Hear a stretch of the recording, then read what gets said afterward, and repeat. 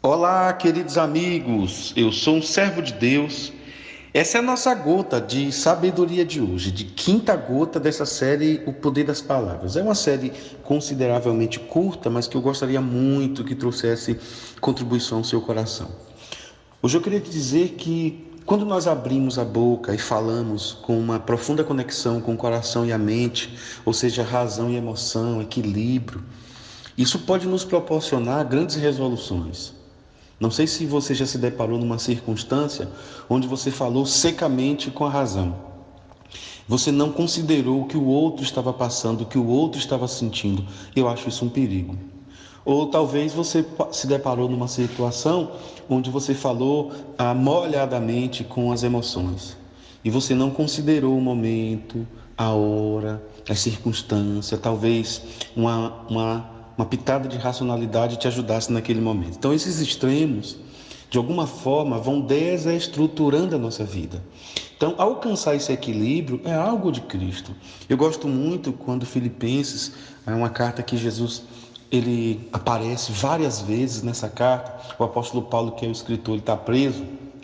E a carta que mais fala de alegria, mas no versículo 5 ele fala: de sorte que haja em vós o mesmo sentimento que houve em Cristo Jesus. Eu fico impressionado com a coerência nas emoções de Jesus. Talvez você diga, mas era Jesus. Mas é muito importante essa observância. Jesus tinha uma coerência emocional muito grande. Jesus tinha uma capacidade de chorar porque o seu amigo Lázaro morreu. Isso está lá em João capítulo 11. E isso demonstra um profundo afeto. Isso mostra o que ele estava sentindo na condição de Deus, homem.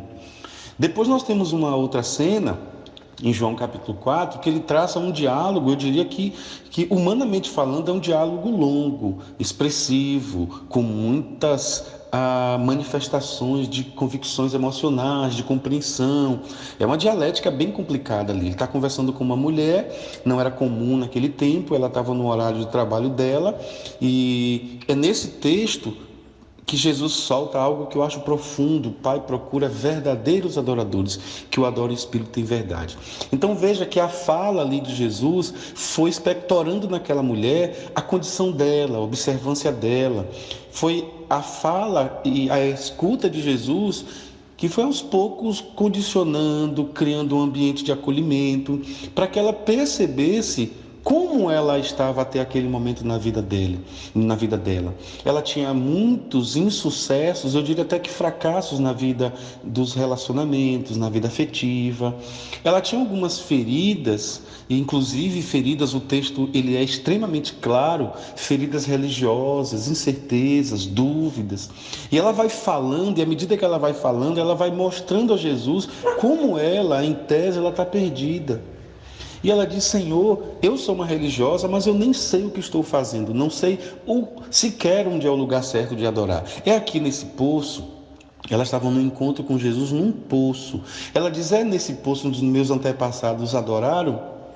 É em Jerusalém o lugar de adoração? Jesus disse: filha, quando a pessoa se relaciona comigo, que sou Jesus Cristo, eu estou falando com as minhas palavras, viu gente?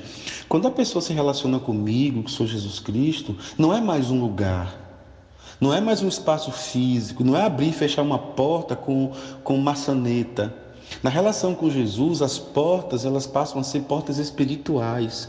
E nós vamos encontrando esse equilíbrio emocional para entrar e sair dessa porta com coerência, admitindo que eu chego naquele lugar para falar. Por isso que ele diz: entra no teu quarto, fecha a tua porta e fala. Então o poder da fala é também uma oportunidade de relacionamento com Jesus.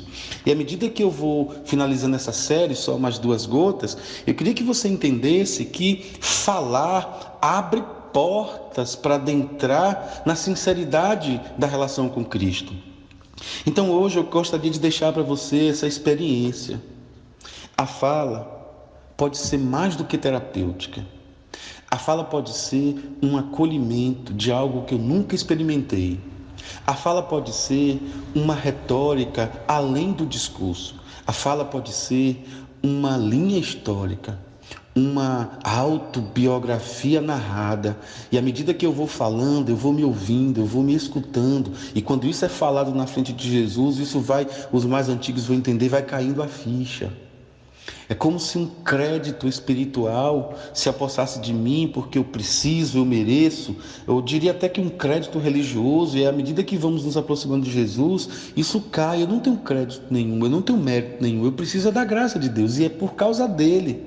Tudo é por ele. E ele vai me envolvendo na consciência de que à medida que eu vou falando, eu vou descobrindo que sem perceber, talvez eu tenha até uma vida religiosamente correta, mas de soberba.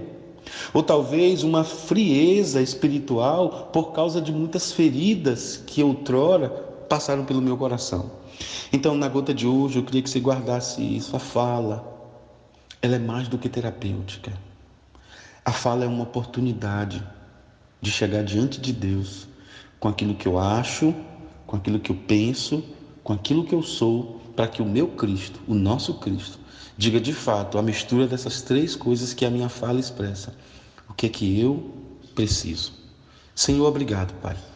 Obrigado por mais essa gota, pela tua graça, pela tua misericórdia, porque as palavras são muito mais do que terapêuticas. Elas são extremamente importantes para que a essência de Cristo entre no meu ser. Em nome de Jesus. Amém. Um abraço para você, mamãe, pelo Dia das Mães. Deus abençoe sua vida, tá bom?